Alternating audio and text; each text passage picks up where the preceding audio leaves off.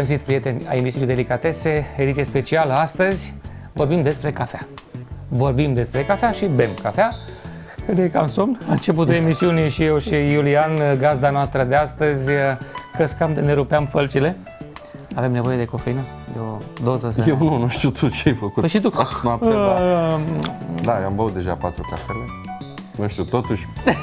4 e bine, bine. Da, dacă ar fi venit ceva și zis, doamne, prea mult. Nu e mult deloc dacă știi ceea ce bei. E foarte important să știi ce consumi, pentru că te poți feri de foarte multe ori de lucruri care nu-ți fac bine. Apropo de asta, ca să știi ceea ce bei, eu pentru că am probleme cu tensiunea, Doctorul 12, nu ți-a interzis? Nu, doctorul știe ce zice.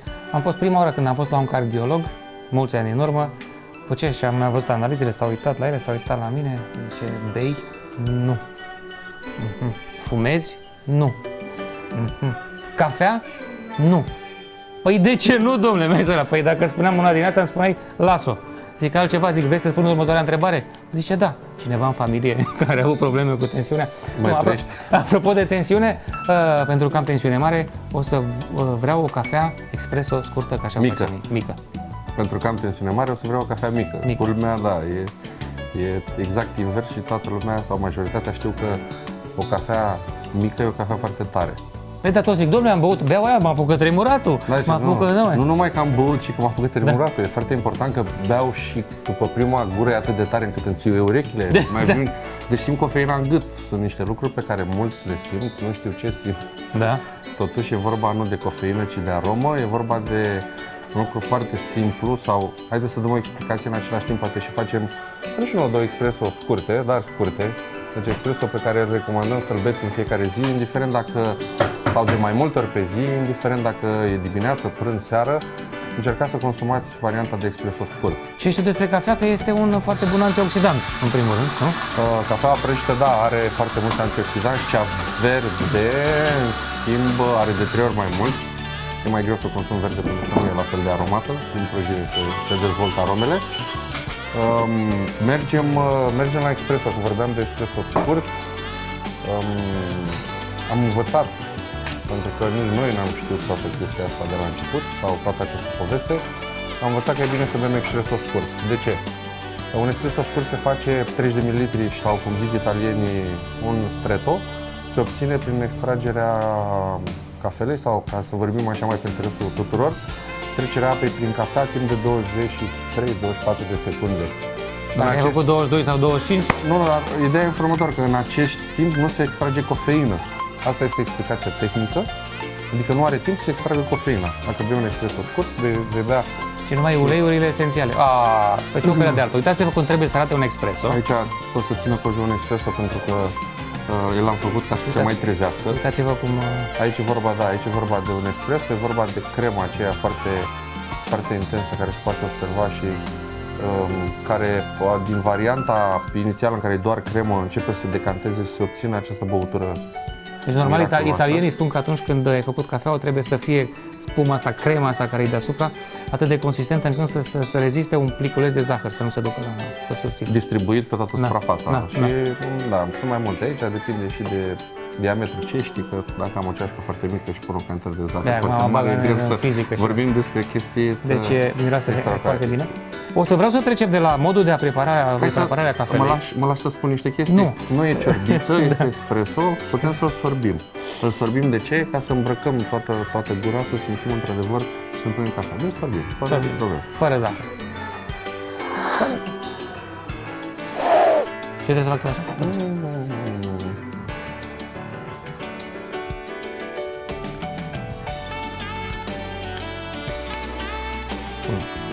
Bine, fără zahăr, zici că bei o firă de albocalmin, dar simt toată aroma. Nu știu ce cafea ai pus aici, pentru că vreau să vorbim de toate felurile. Deci, citesc așa, Kenya, Guatemala, Etiopia, Tanzania, ne plimbăm prin toată lumea, cea care produce cafea, unde se găsește cafeaua.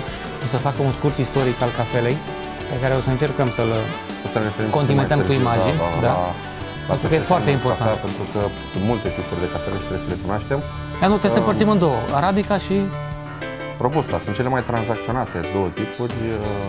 Sunt tranzacționate pentru că Fiecare are ceva de spus în domeniul cafelei, sunt și culturi foarte mari, sunt culturi, ca să zic așa, care fac baza tranzacțiilor de cafea.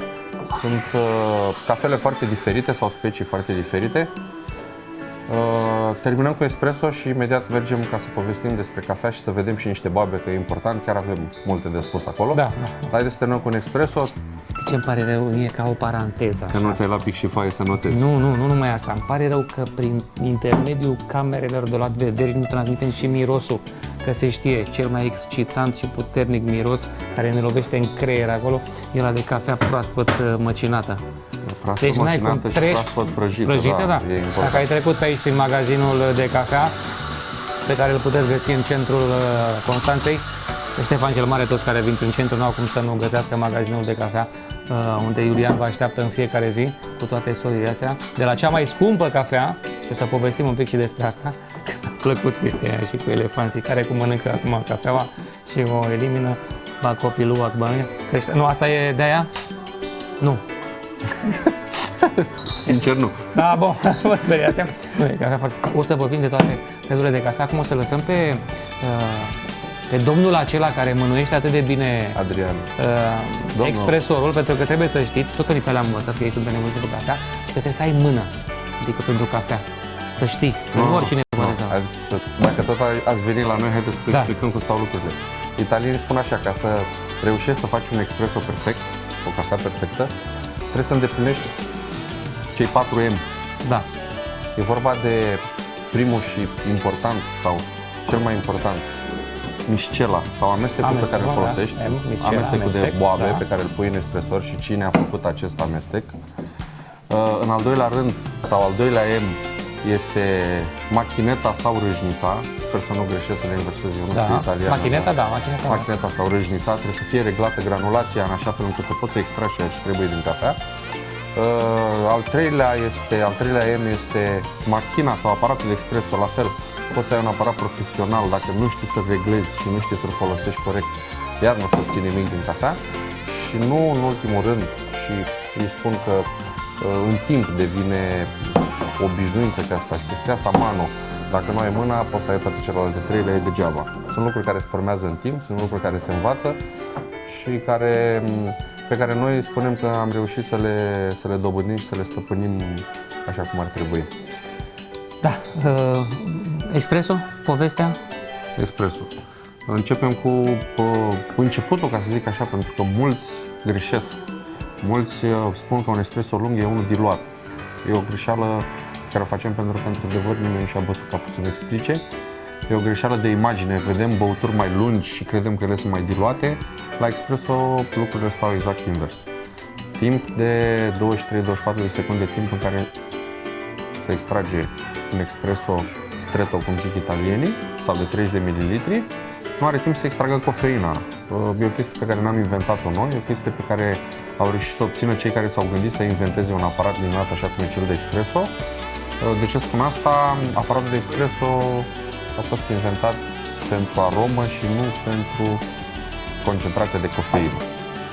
L-au inventat francezii, sărim un pic peste asta, l-au perfecționat italienii, l-au transformat dintr-un aparat cu aburi într-un aparat cu pompă și temperatură medie, dacă pot să zic, sau temperatură de 84-86 de grade, nu fiert, adică nu dat în fiert, ca și la cafea de la Ibric, nu dat în fiert. Espresso scurt înseamnă trece apa prin cafea, o spală, îi scoate aroma, 23-24 de secunde și iese un stretto de 30 de mililitri. După care începe să iasă o apă colorată cu cofeină. Cu cât trece apă mai mult prin cafea, cu atât extrage mai multă cofeină. Deci nu espresso lung, espresso scurt și tot italienii care în timpul celui de-al doilea război mondial au avut, ca să zic așa, neșansa să vină americanii și să ceară cafele mari, ei neștiind să facă decât cafele scurte, au reușit să ajungă la un compromis și să toarne peste un espresso scurt apă fierbinte. Dacă vrem să fie o băutură mai mare, o facem dintr-un espresso scurt și apă fierbinte. Se cheamă americano, așa a rămas în dicționare și se referă efectiv la un espresso, cum îi spunem noi românii, lung. Deci asta înseamnă aceeași conținut de cofeină. Da. Concentrația de cofeină este aceeași. Și final, cofeina nu are gust, nu o să simțiți niciodată cofeina când beți, deci nu ne dor urechile, nu ne țiuie, nu ne doare, nu rămâne în gât cofeină, nu, deci niciodată nu. Cofeina nu are gust, asta scrie în carte de chimie, la fel l-am inventat-o noi.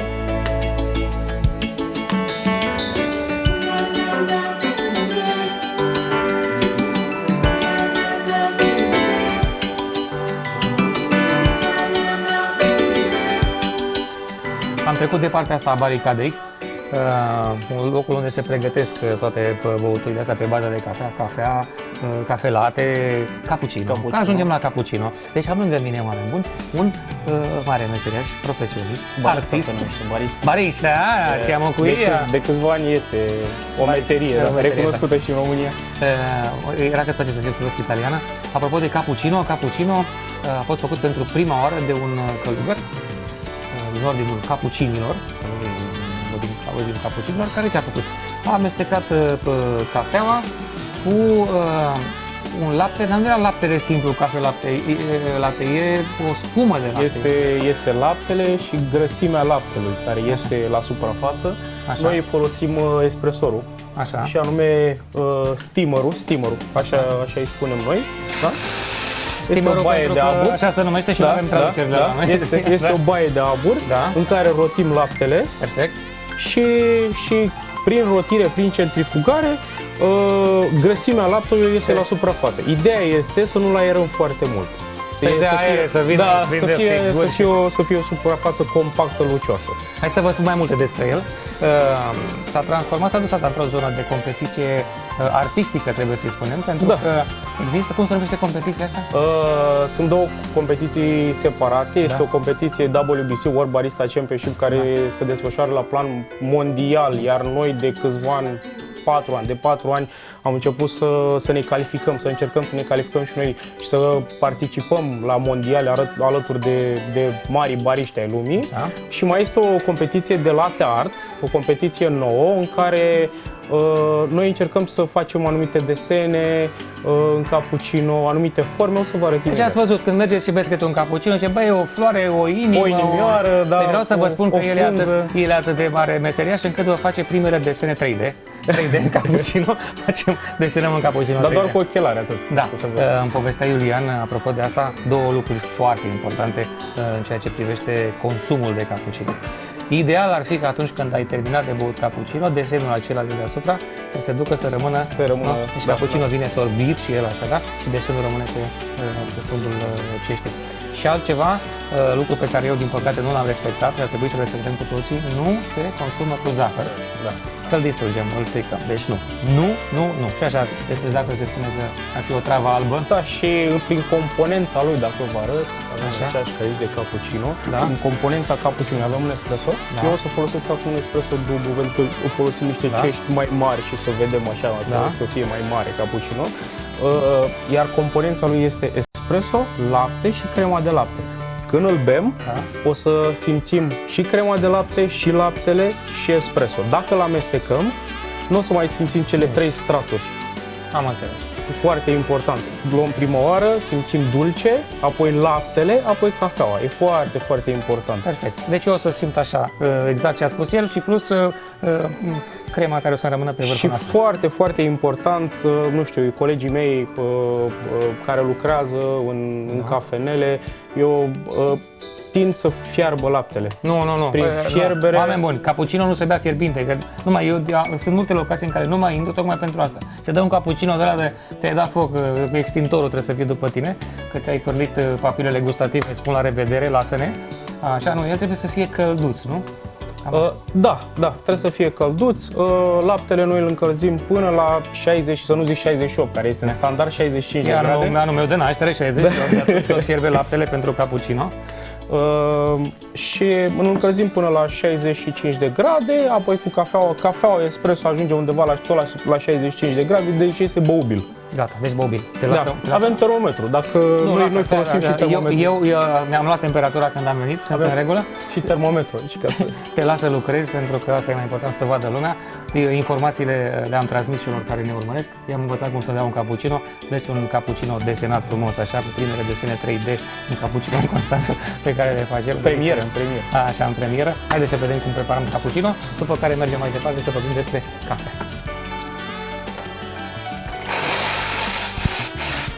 V-am spus de steamer, care încălzim laptele și scoatem grăsimea laptelui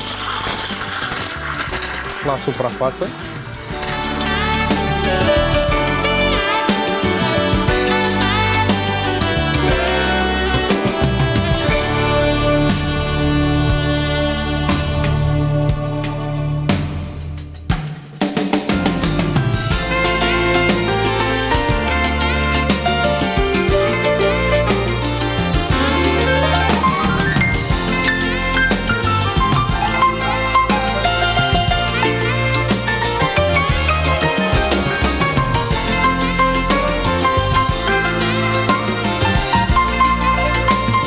Grăsimea laptelui, se vede lucește și este mult mai albă decât lapte.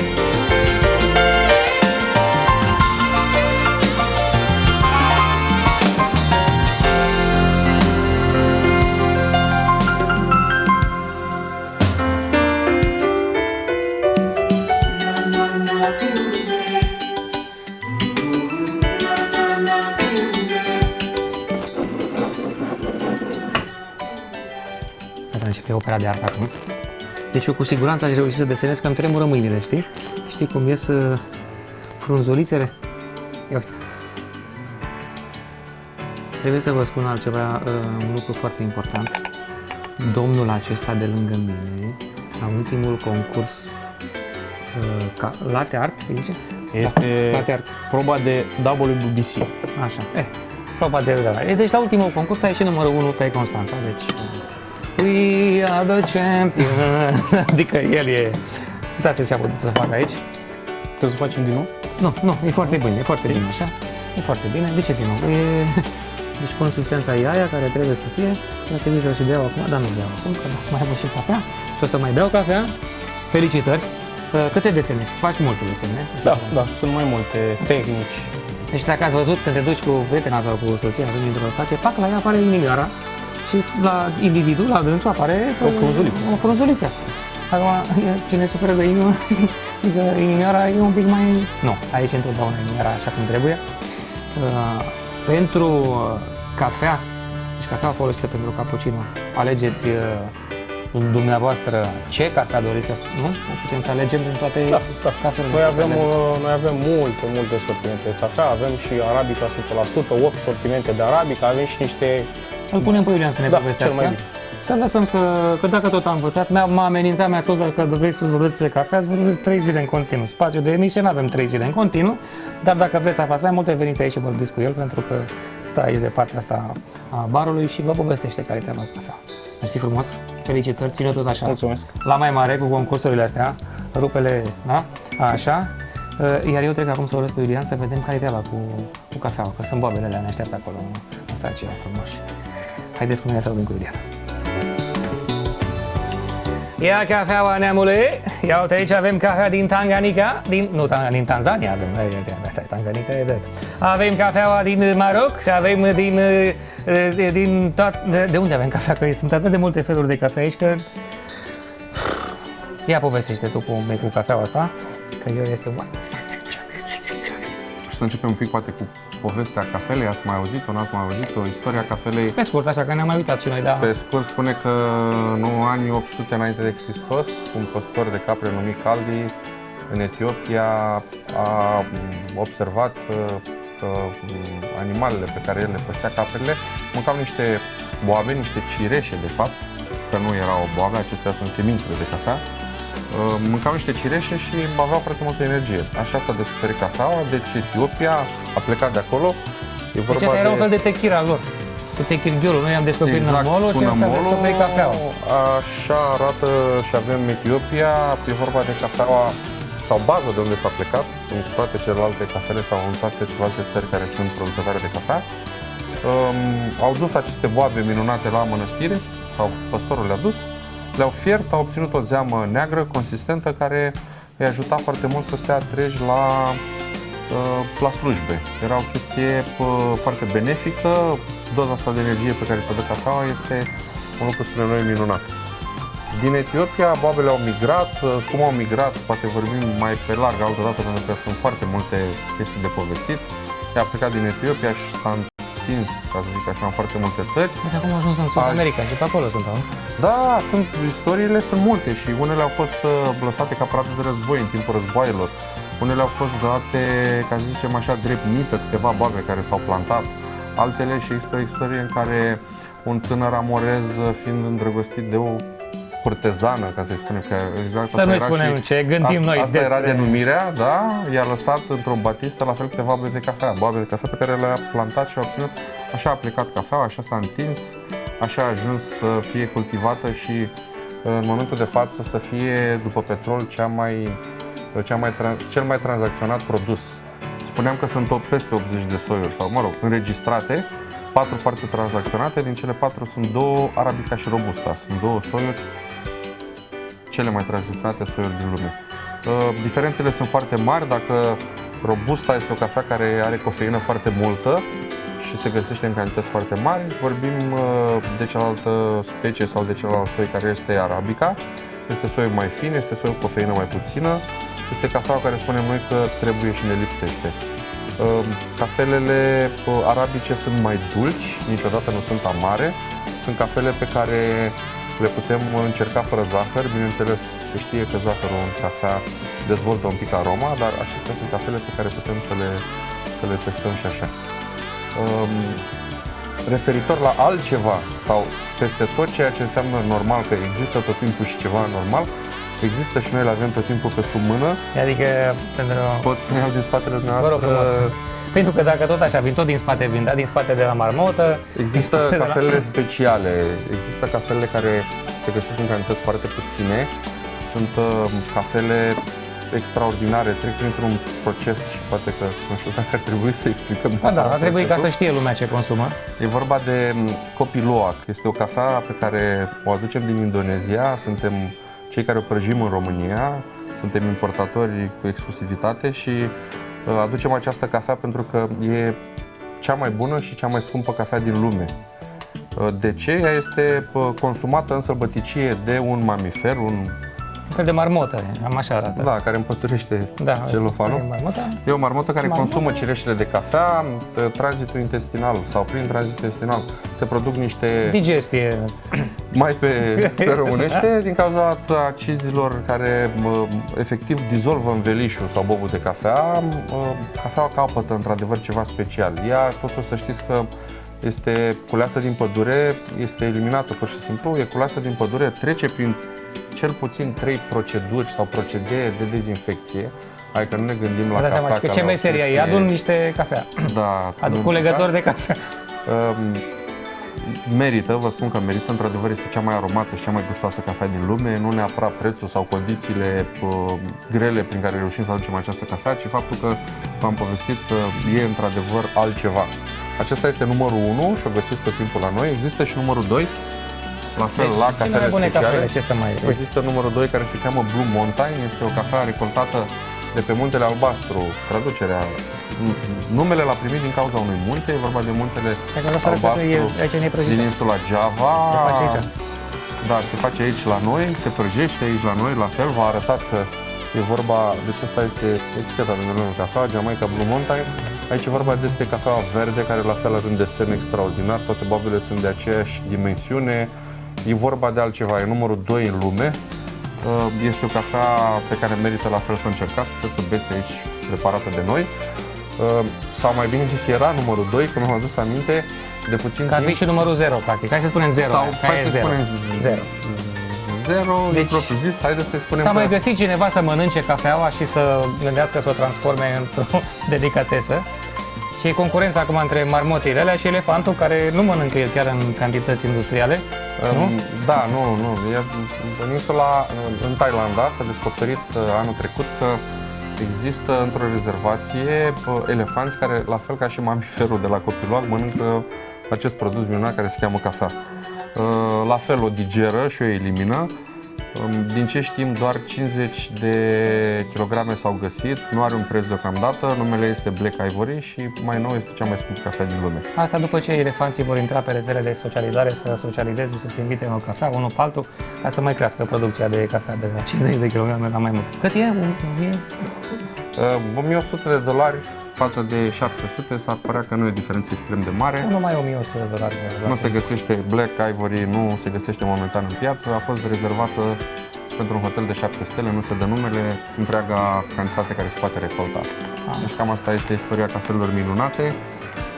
Om bun, ne apropiem de finalul emisiunii, dar nu înainte de a vă povesti, vă spun așa foarte pe scurt, că aici pe lângă acea cafea espresso, pe care ați văzut-o, cum se prepară și ați aflat povestea și istoricul ei, am văzut și cappuccino, cum se face, avem și cafeaua la Nisi, da, despre care o să vorbim altă dată sau o să venim aici să vă povestească Iulian, care e povestea ei și nu numai, avem și French Cancan, French Press, așa. Se gândul la E vorba de mai multe tipuri de a face cafea. Un singur soi sau, dacă luăm de exemplu Kenya și facem cafea la ibric, la nisip, French Press, Aeropress, metode tradiționale sau mai puțin tradiționale de a face cafea, să observăm că într-adevăr sunt gusturi diferite. Deci aceeași cafea poate să aibă un alt gust dacă folosim un alt aparat pentru extragerea aromelor. Veniți, le încercăm, putem să facem multe, putem să povestim mai multe, poate într-o ediție viitoare. Sau dacă nu, până la ediția viitoare, veniți aici, centrul orașului, magazinul de cafea, vă așteaptă. Iulian este aici, să spunem și numele colegului care e campionul nostru. Adrian Berbec. Adrian, care și numărul 1 și colegul Cojo, consumator de cafea. Apropo, ca să vă spun așa înainte de cum am făcut eu de râs față de Iulian, m-a servit cu o cafea, ce să-ți dau o cafea învălvită, am băut-o, cum e? Ce faci? Îi dai la unul care bea... Stricăm orzul pe ghește, așa să îmi dai unul care bea spirit, îi dai vin, îi dai șampanie, ce-ai? Dar se simte diferența. Ideea e, prieteni, că dacă aveți o cafea bună, aveți unde să o găsiți în fiecare zi, de luni până duminică.